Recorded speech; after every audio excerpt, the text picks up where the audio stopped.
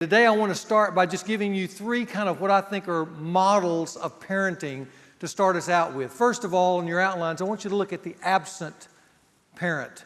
The absent parent, which I believe today, unfortunately, is epidemic because kids today, oftentimes, 40% in America of the kids today either lack a mom or a dad at home. And the epidemic is even more so when it's an absent mom or dad socially, emotionally, rather than just literally.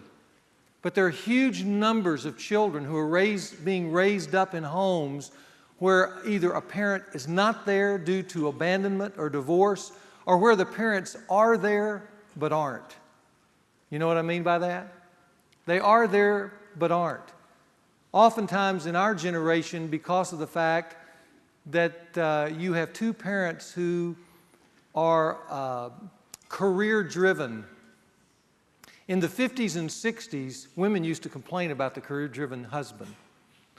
Unfortunately, when you got to the 80s and 90s, rather than that excess being corrected, what happened was women joined that pursuit.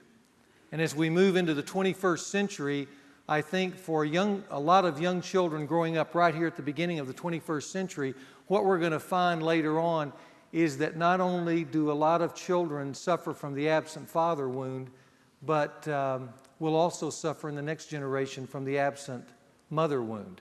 Mom just wasn't there. But that's one style of parenting, the absent parent. On the other hand, there's some healthy things happening in our country today, and that's what I call the engaged parent. That's number two, engaged parenting, which I think represents a healthy new resurgence of parental involvement in children's lives that's occurring right now in our country, and that's good seeing moms and dads realize the importance of being close to their children, involved in their schoolwork, involved in their social relationships, attending their games, just being an overall part of their life, which gives weight to a child's life growing up. That's such a healthy thing, and it's so encouraging to see many children today get a new closeness of time and attention with mom and dad because they figured it out. They figured out that a kid just can't raise his or herself, that they need that closeness of proximity.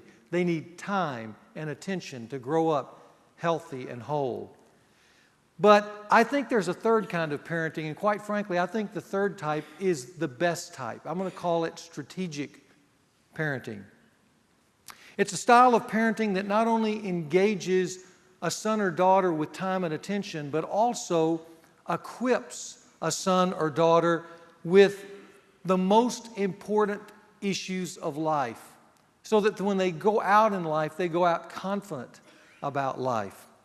This week and next week, I want to address some specific ways a dad can be strategic with his son, and then next week, strategic with his daughter.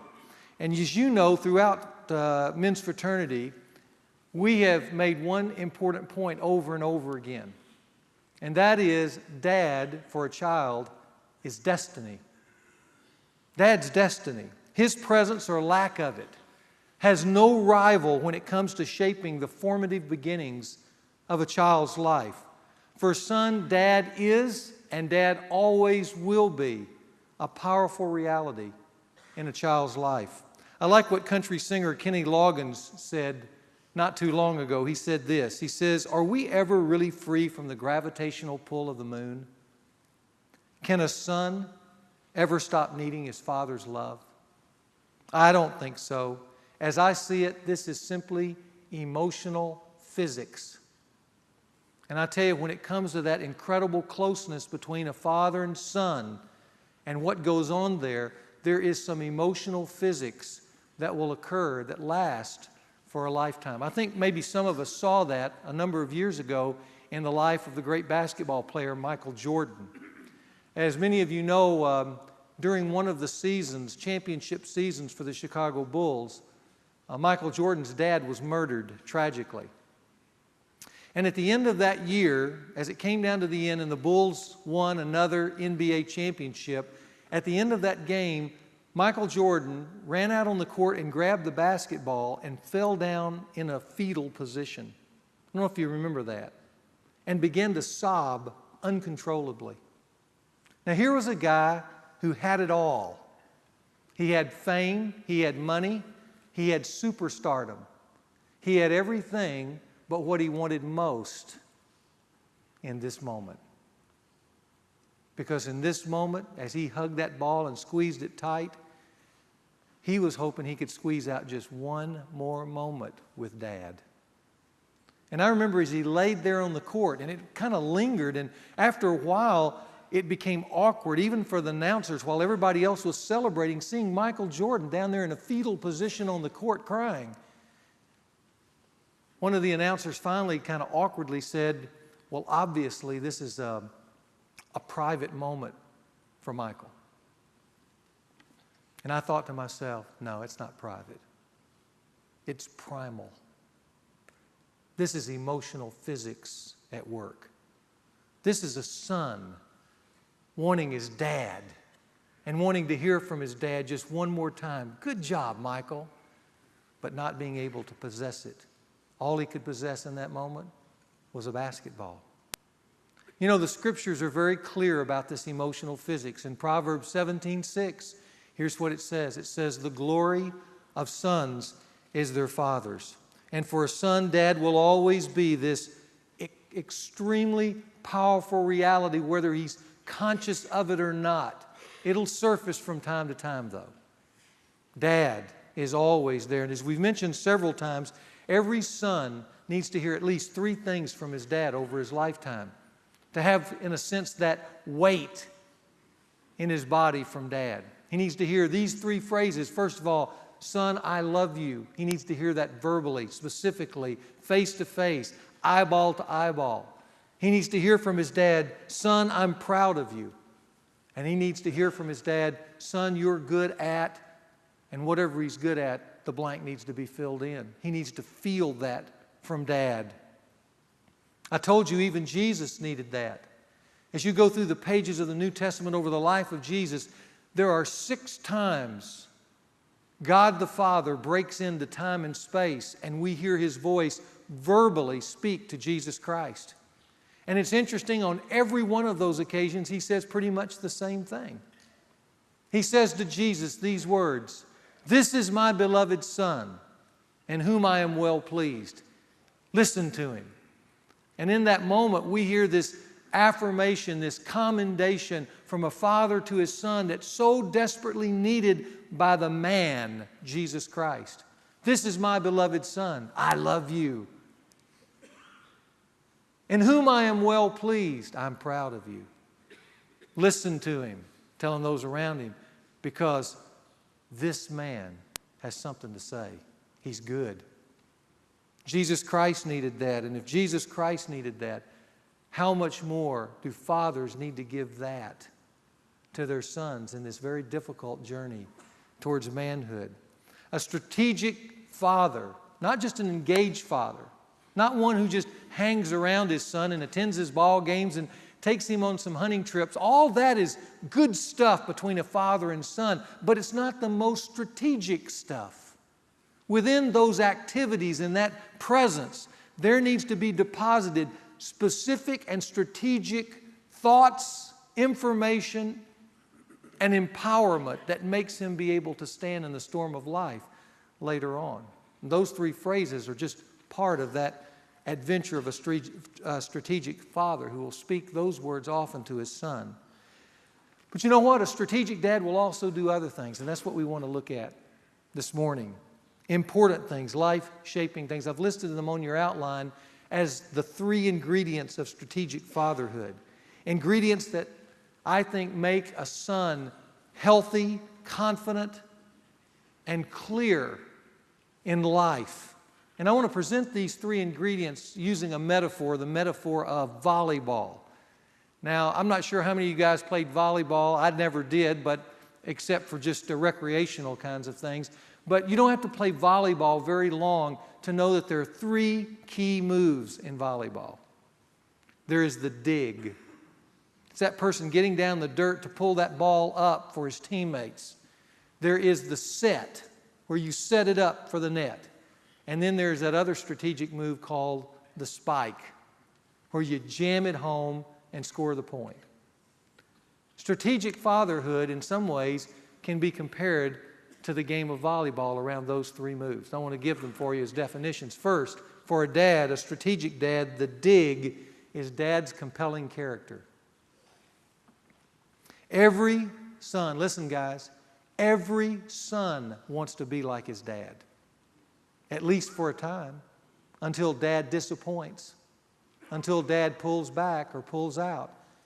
In the beginning, every son wants to be like his dad. And the dig is this. The dig is that you as a dad must have a life worth wanting. And that's hard, dirty work.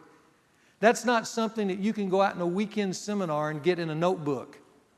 That's not something that just immediately happens. That's not some kind of phrase you can throw out to your son on occasion and he finally gets it. The dig is you getting down in the everyday dirt of life, the hard-edged, pressurized frenzy of the 21st century, and living in such a way that your life would be in some ways compelling to your son. He would look at you by the choices you make. He would look at you by the way you react and interact in certain specific situations. He would look at you and see how you handle certain moral dilemmas. And in those dirty digs, he would see a life worth wanting to emulate. A dig cannot be taught. A dig is character that's caught. A number of years ago, I read the following article in Reader's Digest that I think really illustrates this point called the dig. The article was entitled Catch of a Lifetime. Let me just read it to you and you'll get the point. It says, he was 11 years old and went fishing every chance he got from the dock at his father's cabin on the island in the middle of the New Hampshire lake. On the day before the bass season opened, he and his father were fishing early in the evening, catching sunfish and perch with worms. Then he tied on a small silver lure and practiced casting. The lure struck the water and caused colored ripples in the sunset, then silver ripples as the moon rose over the lake. When his pole doubled over, he knew something huge was on the other end. His father watched with admiration as the boy skillfully worked the fish alongside the dock. Finally, he gingerly lifted the exhausted fish from the water. It was the largest one he had ever seen, but it was a bass. The boy and his father looked at the handsome fish, gills playing back and forth in the moonlight. The father lit a match and looked at his watch. It was 10 p.m., 2 hours before bass season opened. He looked at the fish and then at the boy. "You'll have to put it back, son," he said. "Dad," cried the boy. "There will be other fish," his father said. "Not as big as this one," cried the boy. He looked around the lake. No other fishermen or boats were anywhere around in the moonlight. He looked again at his father, and even though no one had seen them, nor could anyone ever know what time he caught the fish, the boy could tell by the clarity of his father's voice that the decision was not negotiable. He slowly worked the hook out of the lip of the huge bass and lowered it back into the black water. The creature swished its powerful body and disappeared. The boy suspected that he would never again see such a great fish, at least not in his arms. That was 34 years ago. Today, the boy is a successful architect in New York City. His father's cabin is still there on the island in the middle of the lake. He takes his own sons and daughters fishing from the same dock. But he was also right. He never again caught such a magnificent fish as the one he landed that night long ago. But he does see that same fish again and again, every time when he comes up against the question of ethics. For as his father taught him, ethics are simple matters of right and wrong. It's only the practice of ethics that is difficult. Do we do what is right when no one is looking? Do we refuse to cut corners to get the design in on time? Or refuse to trade stocks based on information we know we're not supposed to have? We would if we were taught early in life to put the fish back when we were young. For we would have learned this essential truth, not about how we had a chance to beat the system and took it, but about how Dad taught us the right thing. And as a result, we were forever strengthened. It's a great story, isn't it? It's a great story of what I call the dig. And the dig in life is Dad's compelling character. And listen, guys, here's a hard truth. It's dirty. It's a dirty truth. It's down in the dirt kind of truth. And that's this. Your sons will leave with what you have lived out in your home. That's the bottom line for guys. Dad's compelling character. Secondly, the set. Setting a son up in life. What's the set? It's Dad's clear instruction. Stephen Covey, in his book, 7 Habits of Highly Effective People, mentioned that one of the essential habits of life for successful people is that they begin any enterprise with the end in mind. Every dad should ask this question: what essential information do I want my son to leave home with at the end? We've mentioned this before, but as he drives away and you've shaken his hand or hugged his neck and said, "Son, be a man," and now his car is disappearing over the horizon, what does he leave home with? That's the end. And every strategic dad begins his interaction with his son with that end in mind. And so, what are the things that you want to have your son leave home with that gives weight and substance and strategic value to his life? Certainly we want good memories of fun activities. But guys, I want to tell you, there's got to be more than that. A strategic dad asks these questions. What do I want my son to leave home with concerning information about manhood or about his role with a woman? Does he understand that?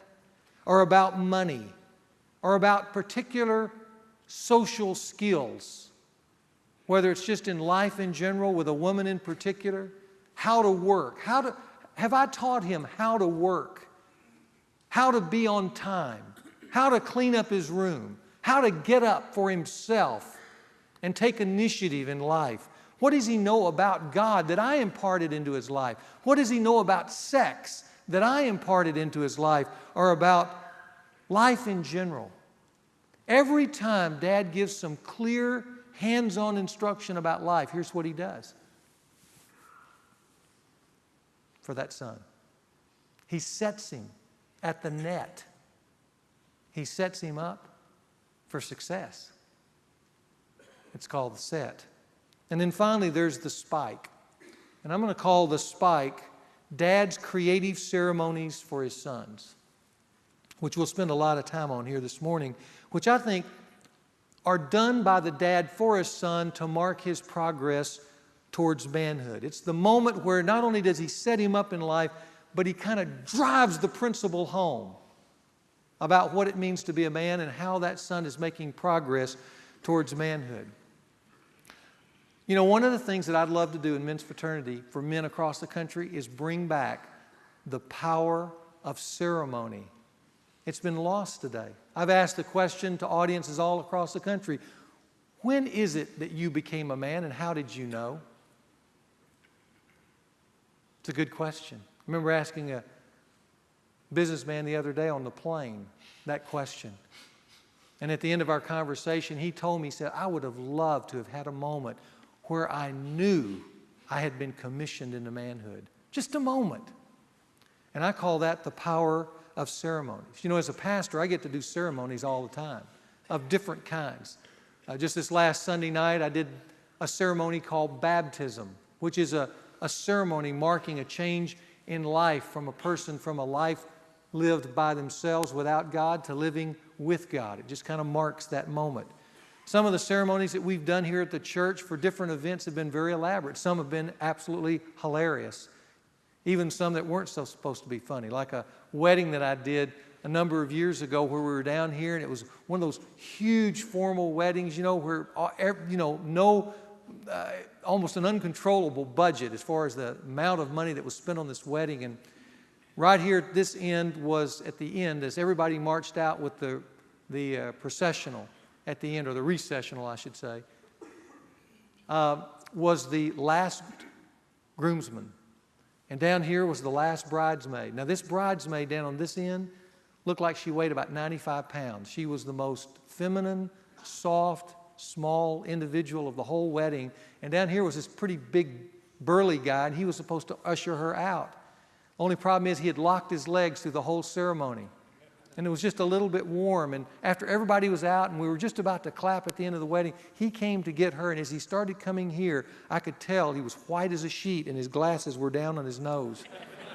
And his eyeballs were rolled back into his head. And suddenly, as he was walking towards her, he started leaning forward and then he just started running. And she was here with her little bouquet, 95 pounds, waiting for him. And she was paralyzed and he got faster and faster. And then he hit her like a linebacker, right up under the chin and put her right up over the first row, and her legs were sticking out. Some ceremonies are hilarious like that. But let me tell you, they're all powerful. They all have a unique communication to them because that's the whole essence of a ceremony. A ceremony is a sacred seal about something. It seals, in a way that few things can, a change in life. And because of the investment of time and attention and money in it, it creates importance and an unforgettable memory. That's what ceremonies are all about. I remember reading a book by George Duby on knights.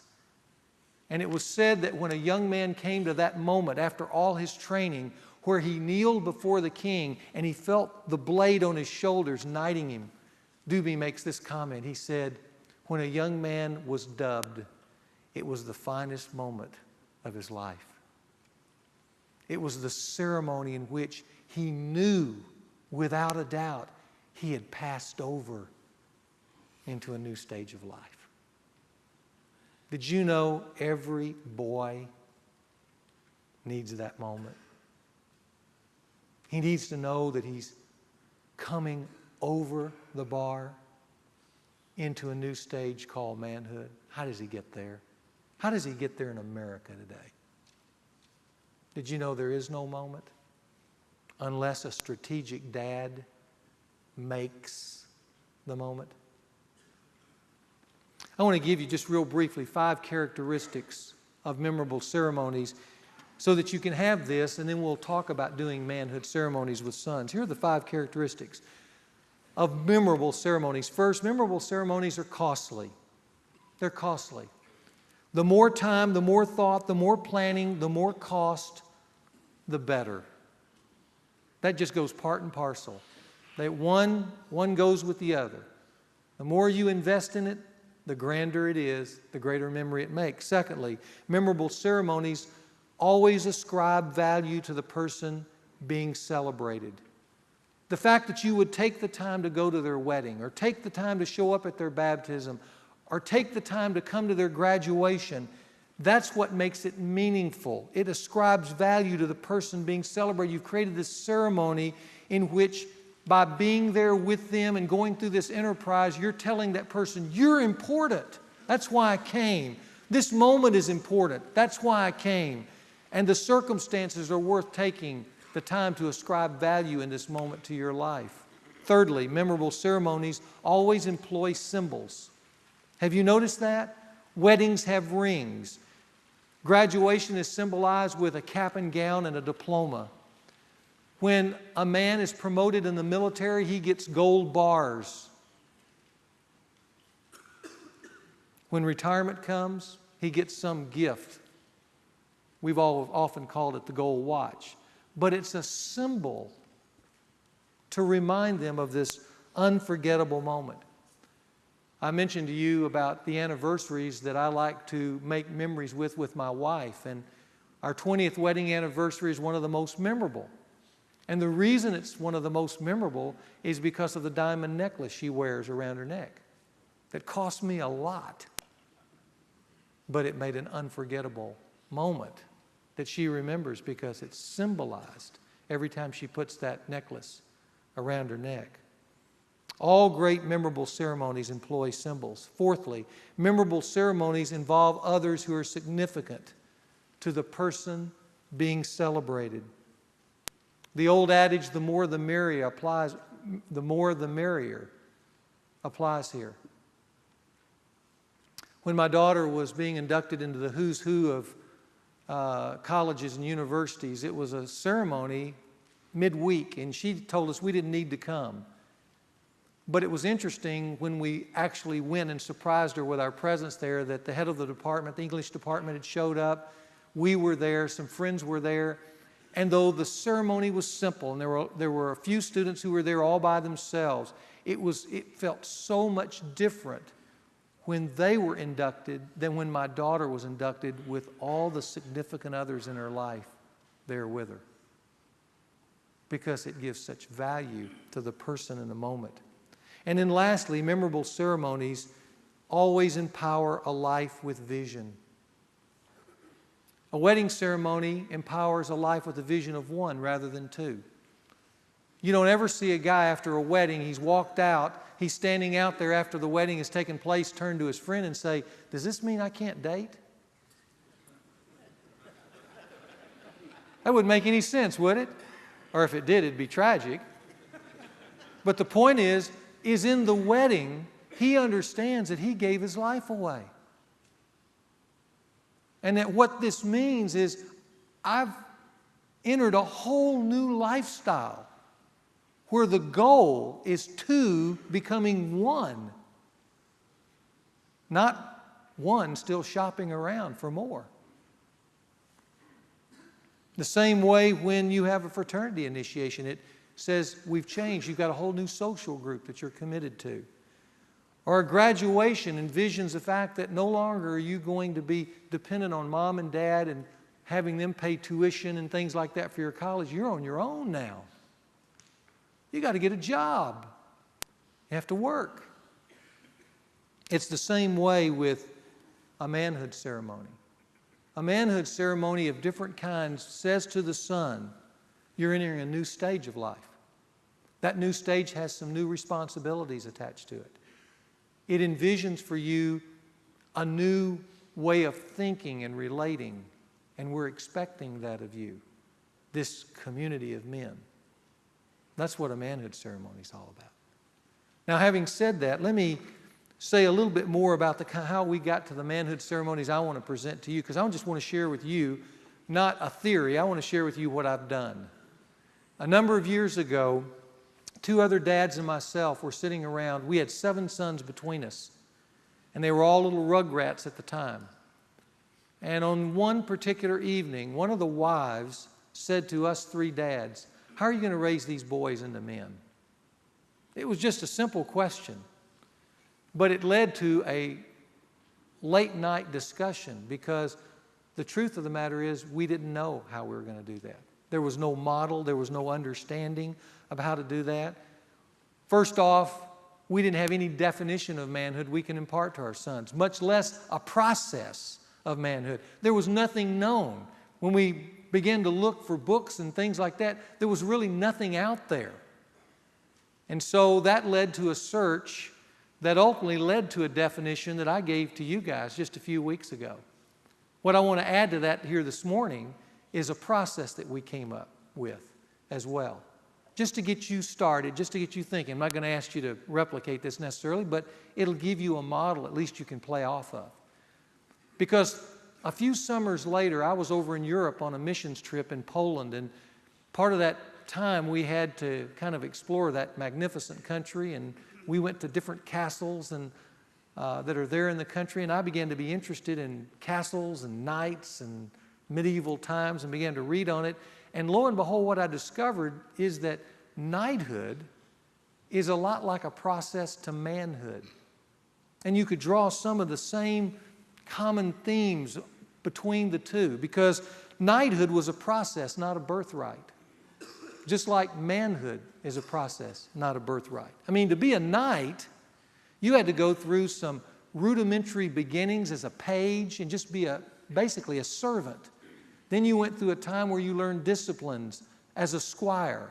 Then there came this moment where you had proven yourself to be worthy of being knighted. And so there came this incredible moment where you became a knight. You were dubbed a knight. And then after that, most knights, in order to fulfill their calling as a knight, had to attach themselves to some noble ambition. And that varied from knight to knight to complete their knighthood. So there was this process. And as I read that, I thought, quite frankly, raising boys is a lot like that. There is a page stage before they're teenagers, just kind of where they need to hear just some basics. And there comes a place where they need to learn disciplines. There's a squire stage. And then there's a time where they need to know they've become a man. They need to be knighted. And then after that, there's a time in which they need to be encouraged to take on a noble calling, and that needs to be ceremonialized as well. So I began to play with that definition and put those together. The second thing about knighthood that really fascinated me was knighthood was a high calling in an evil age. If you think about it, knights came out of which age? The Dark Ages. And they became, quote, the knight in shining armor for a reason. What they were is that they were the few men who lived above the age. They stood out. They stood out in valor, in courage, in nobility, in standards, in morality, and they were the ones looked at as the heroes of the age. And I thought, that's what real manhood should be about. Real men, authentic men, should stand above this age too. And so how do you raise your sons to get there? Where they're living not just as a good businessman, but they stand out in their character, in their calling, in their involvements, in their investments. Sons don't get there by accident. See, we think they're just going to kind of get there. They don't. A strategic father knows there needs to be a process along the way to point them to that high calling. So, with that said, what we did is we came up with 4 ceremonies to help sons kind of process along the way. Let me just talk you through those 4 ceremonies. You've got them basically on your outline. I just want to mention them to you real quickly, but I think it'll help you get a sense of what we did. First of all, we had what we call the page ceremony of puberty. There comes a moment, if you think about a son's life, there's a moment where he crosses over into a change of life at about 13 or 14. A page was a young boy between 7 and 13 and 14. So there comes a moment where he needs to be introduced, just like a page, into the rudimentary elements of manhood. And here's what we do, or here's what we've done to all of them. Leading up to their 13th birthday, we took time to meet with our sons in the morning, just the dad and the son, to take them through some basics of the new stage they were about to enter into, these teenage years. And the asset that we used, I think there, quite frankly, might even be better assets today. I'm just going to show you the one that we used, was the tape series here by James Dobson, Preparing for Adolescence. All that was 7 tapes, and we would get up early in the morning with our son, go out into a quiet place, and just put the tape on and listen to it. And it would talk about emotions and changes in your body. And it would talk about friendships and peer pressure and the things that a teenager is going to face. And we would just listen to the tape, and at the end of the tape, we would enjoy a conversation about that subject. And, of course, one of the subjects there is about sex, which is a wonderful way to introduce you into that discussion. And then we'd go out to breakfast. And we would do that, and at least in my case, with my 2 boys, I timed it to finish about the time their 13th birthday was to occur. And so we finished the tape series. Then on their 13th birthday, I had a ceremonial supper just between me and my son, where we went out, and on that particular occasion, as we sat there together enjoying a dinner together, we talked about what it was going to mean to become a man. And I introduced my sons for the first time to the definition of manhood that you've received. And we just talked about it, just like we were talking about a subject. And I had Garrett and Mason memorize that definition of what it meant to be a man. And I said, son, here's what I want you to know. From this point on, we're going to talk about manhood within these 4 quadrants. about rejecting passivity, about accepting responsibility, about leading courageously and believing it all for God's greater reward. We're going to talk with that language. And what I want you to know is you can hold me accountable to every one of these things. And I'm going to hold you accountable. And we're going to march together in lockstep. So we do that. And in order to kind of memorialize that moment, I thought of something I could give them as a symbol of that moment. In the case of my older son, Garrett, I gave him an autographed picture of Larry Bird that Larry Bird had signed. And the reason is because when he was a young boy, we watched the Lakers and the Celtics every Sunday afternoon. And he loved Larry Bird because of his tenacity. And I told him, I said, this is a good symbol of what it's going to take for you to become a man, this kind of tenacity. And that was kind of his symbol. In the case of Mason, I gave, because he loves gadgets, I gave him a gold compass. And that compass pointed a true north, and that true north for a man is manhood. And that was their little symbol. And then there in the restaurant, I reached across the table and I prayed for him, laid my hands on him and just prayed for him. Prayed that I would be a dad worthy of him and that he, over his lifetime, could become this kind of man. Now, that sounds like a simple thing, and it was a simple thing. But did you know we still talk about that evening? Just that simple thing and those processes to enter into this stage called puberty, or through this stage called puberty, into teenageville. Here's the second ceremony we did along the way. I call it the squire's ceremony of leaving home. On the time he was going to leave to go to college, after high school graduation, we had what I call a gathering of dads. We took that son out to dinner, an evening together. And during that evening, as we three dads sat around the table, we talked to the son about this new adventure he was going to embark on leaving home. And we each shared a fundamental principle about the next 4 years, because all of our sons have gone to college, and that is this. We had him think about his college graduation on that evening. And we shared about how we went to college, and we shared about the mistakes we made and the foolishnesses that we invested ourselves in that ended up with zero, and then the things that we did well. And then we pressed him on 3 points: that he would finish college with good grades, with good friends, and a robust spiritual life. Those were kind of the 3 swords we wanted him to fight with during that time. And we impressed that upon him. At that point, we shared with him the family crest that he saw hanging in our homes all these years. And I'll show a picture of the family crest here. This crest is in each of the 3 homes that we have.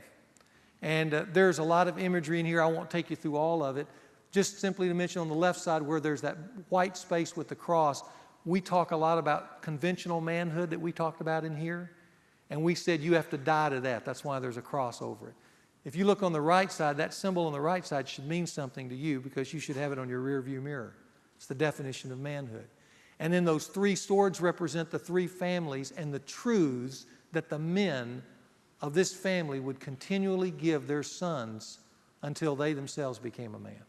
And of course, we had imparted those truths, some of them, to that son that night in this leaving home kind of stage. Now, we have this big dinner. It's an elaborate dinner with the 3 dads, and when we finish, we all go to one of our homes where the wives and everybody, the daughters and the younger sons are all waiting, and we have just a party together. And at the end of that time, all of us gather around and put that son in the middle, and then everyone prays over him in order to commission him into this new season of life called college. That's the second ceremony. Then there's the third ceremony. And that third ceremony is what I call the night ceremony of college graduation. It's when he finishes college. And by God's grace, all of our sons have, and the few remaining will. But a night had this magical moment where he joined the round table. And so on this particular occasion, it's somewhat like the previous one. It's an elaborate dinner, except it's not just the dads who are at the dinner, it's the other sons who've become men. They joined the dinner as well. And again, there are truths that are imparted on that particular evening. Wise words are spoken. And then at the end of that particular moment, there comes the moment this son has waited for because he's seen the others. And that is we take a moment where he is given a gift. He opens it up. It's the same gift for every son. In it is a ring, this ring. And this ring is the family crest embossed within that ring. And when that ring goes on his finger, that's the moment. Because we welcome him into not just the community of men, but now he gets to join our round table in which to encourage the other sons who are yet to come. But in this moment, this becomes the dubbing. This becomes the moment he can look back on and say, this is the moment where these men, these significant others, not just my dad, but these significant others, ushered me into the community of men. And from this point on, they have told me that they're expecting greater things from me, a greater calling, a higher walk, a more noble walk with more noble standards. And they feel that. And let me tell you, you would feel that if you were there on that evening. And then lastly, we have what I call the oath ceremony at marriage. Remember I told you every night needed to have a calling? Well, these sons are going to have different callings, but one of the callings probably each one of them will concern marriage. And so we have one final ceremony, and it's at the rehearsal dinner of the marriage. And we've done this on a number of occasions. We've had wonderful weddings and stuff like that, whereas men, we've been able to participate. But on the evening, you always have this rehearsal where everybody's having this gala and sharing things. After their friends have shared, the three dads stand up with this son and his bride-to-be. And what we do in a public way is we tell this young man's story that we've been involved in since he was a pre-teenager. And things that we have admired about him. And things that we love about him. And his dad gets to share publicly again how much he loves his son and is proud of his son and the things that he's good at in front of this great host of friends and family. And then one of us tells kind of the story of growing into a man and rehearses that moment where he became a man. But at this point, we are there just to make one final statement about calling, because the next day he's going to be married, and that's a noble calling. And we're expecting great things from him in that calling. But on this moment, in front of his friends, we want to remind him of something. And that is that he made a promise to us first, even before he's going to make a promise to this young lady. And that is, he promised us that he's going to reject passivity and accept responsibility and lead courageously and expect the greater reward, God's reward. He promised us, his men, his few, his very few, but his band of brothers, he promised us that he would do that for a lifetime. And we want him to know in front of friends and company that we're going to hold him to that, as well as this noble calling by which he's been called. Now, at that moment, what we present to him is this. He gets his own crest. And this is exactly what he gets, to hang in his home so that it'll sit there and remind him. It'll be that silent reminder, that symbol. The next day he'll get a ring, but on this night he gets a crest. And that crest is to remind him of this calling to manhood of which he's now part of, and yet he still has to fulfill in his own dig, because he's got to dig now and dig deep. So these are the ceremonies that we perform with our sons in calling them. Now, you may say, gosh, that just overwhelms me. But here's what I want you to hear. These are just 4 moments along the way. We're talking about over maybe 20, 25 years. There are these 4 moments that any dad in this room could invest in a son. And let me tell you, it'll be some of the finest moments of your life if you do it. There are some of you here, as I've had after this particular session, who would come up to me and they'd say this to me. They'd say, gosh, I wish I'd have heard this 20 years ago. My son's 30 years old. What do I do now? Let me tell you, it's never too late. It's never too late. Now, you may not be able now to go back and do the kind of ceremonies that I've just talked about, But listen, there's a whole world of creativity out there. But wouldn't it be a wonderful thing, even with a 30 or 35-year-old son, for you as a dad to say, you know, I've never told my son, you're a man. So why not come up with a weekend, just you and your son? Go out and do something. Maybe it's a great sporting event, or maybe it's a little mini weekend just to be together where you share with him things that you've learned about life, but you give him the hand of manhood. And you say, son, I just want to recognize to you that you're a man, and I'm proud of you, and I love you. Just that moment could mean everything.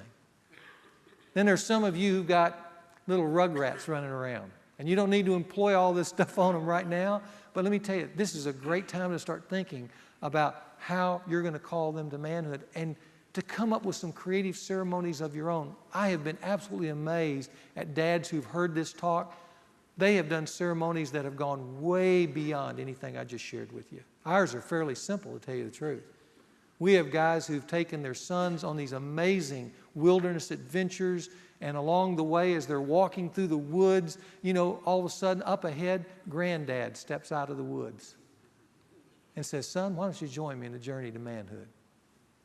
Then they walk along the road, and all of a sudden, the guy's coach steps out of the woods that coached him, says, join me in the quest for manhood. Then some of his friends, and it becomes this elaborate celebration. They get to a cabin, and there's this feast set up where they celebrate that young guy into manhood. You can do all kinds of things. I just want you to encourage you to think about this. Men are not born. They're made. And somebody's got to get them there. And I want you guys to hear me say, we need, in this age, in this dark age in which we're living, we need knights, guys who live above the age and point the way to others of a high and noble calling.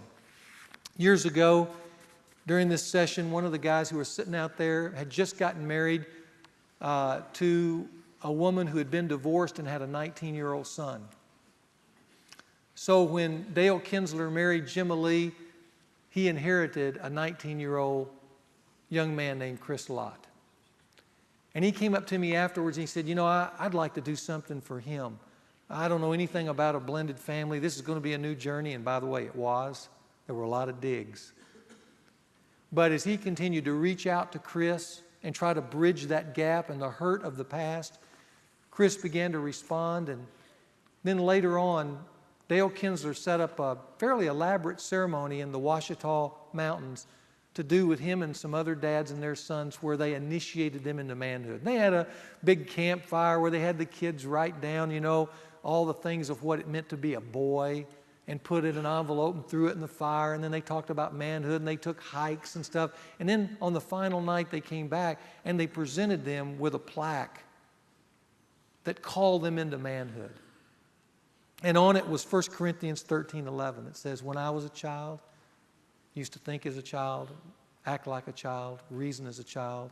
But when I became a man, I gave up childish things. And they had a ceremony right there where Dale called Chris into manhood and said, I want you to join my legacy of manhood. It was a great, great weekend for them. Months later, on Father's Day, Dale received this letter from Chris Lott. I want to read you the letter. Dear Dale, I know I wasn't born your son, but by God's amazing grace, He has made two separate families one. And I thank Him every day for that. I want more than anything for you to know that I'm thankful for you. I'm thankful because you came along and loved my mom with all your heart. You changed her life and you changed mine. I know your legacy isn't over, but you have already started a legacy in me, whether you know it or not. In your life, you've taught me what it means to be a godly man, and I know I'm not finished learning. When I think of Dale Kinsler, I think of a man who deserves respect, a man of character, a man of integrity, a man you can trust, a man of his word, and a man who always has a story to tell.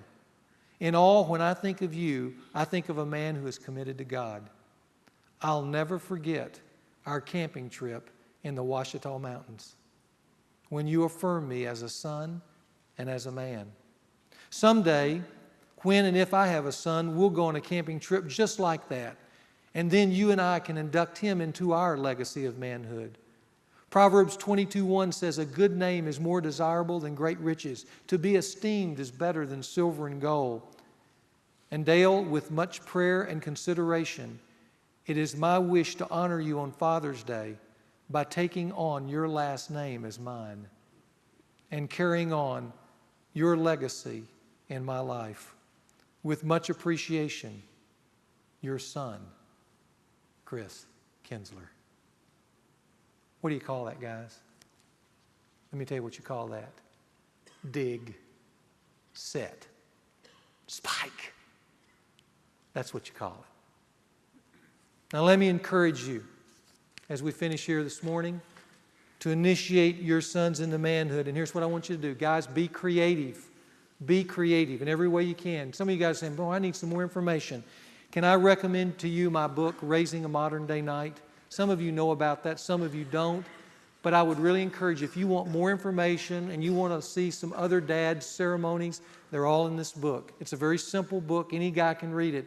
But I think it will give you some wonderful information about raising your son into being an authentic man. So be creative. And lastly, just know this. Your son will love it. Those moments between you and him where you're extending the offer of manhood. Let me tell you what it's going to be for those men, those young guys. It will be the finest days of their life.